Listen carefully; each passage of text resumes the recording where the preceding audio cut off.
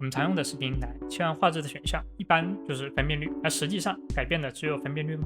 你会发现，即使你不是 4K 的显示器，把画质切换成 4K， 视频的画质也有跟着提升。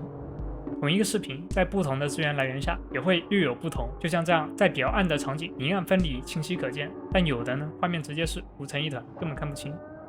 这些问题，我们这一个视频通通给你解答。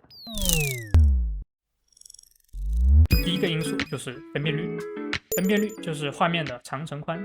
我们常用的就是 1080p， 这 1080p 就是对应的1920乘1080像素，然后这个 p 就对应的主网扫描。主网扫描呢，就是这一帧画面每个像素就从头到尾进行保存。我们会有见到这种 1080i，i 呢就是对应的隔行扫描，就是一帧画面它扫描了2次，第一次扫描奇数行，第二次扫描偶数行。隔行扫描呢会出现一个问题，就是画面会出现锯齿和拖印，就像这样子。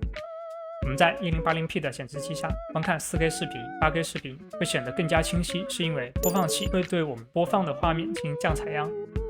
用高分辨率的画面缩放到目前所用的分辨率下，就你不一定是全屏，但是它会自动缩放到你对应的尺寸。降采样之后就显得画面更加细腻。降采样也有应用在游戏上，就是 NVIDIA 的 DSR、AMD 的 VSR， 它这2个功能就是虚拟出更高的分辨率显示在你显示器上，使得可以更自然的进行抗锯齿。但这在实时渲染的大型 3D 场景的游戏上，这个性能消耗也是不小的。第二个因素呢，就是码率。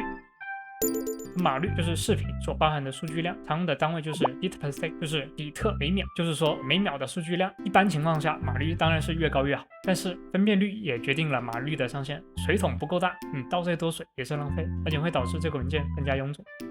画面的复杂度就决定了码率的用量。同一个码率下，在这个画面就是清晰的，然后在这种复杂场景下就会显得模糊。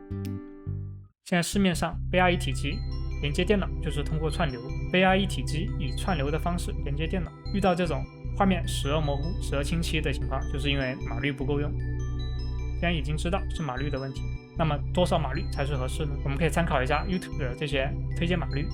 当然这个码率肯定不是属于最好，这是平台在带宽费和画质之间取得一个平衡。除了前面提到的分辨率和码率之外，还有个因素就是编码器。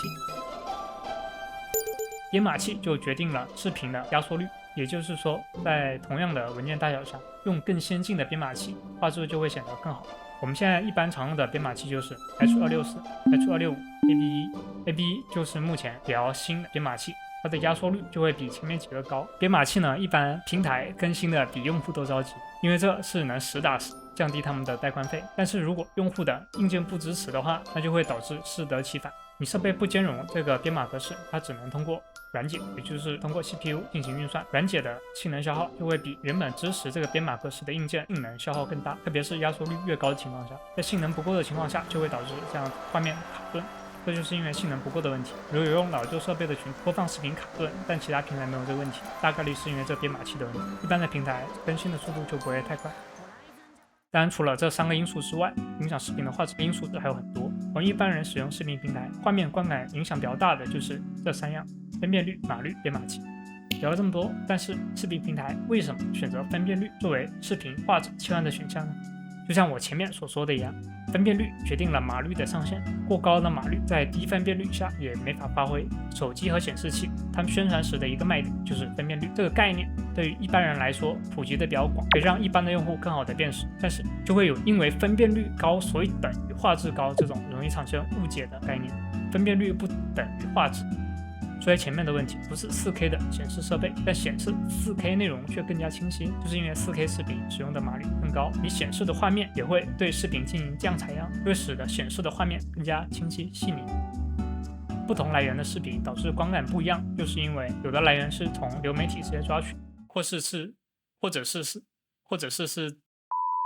是直接从电视录制，有的来源呢就是可能用的蓝光圆盘，还有可能就是这个来源它对视频进行2次编码的时候设置的码率编码器有问题，所以导致画质差。如果视频平台画质不能满足你的要求的话，你也可以考虑入手蓝光圆盘，追求极致画质的话，这也是个不错的选择。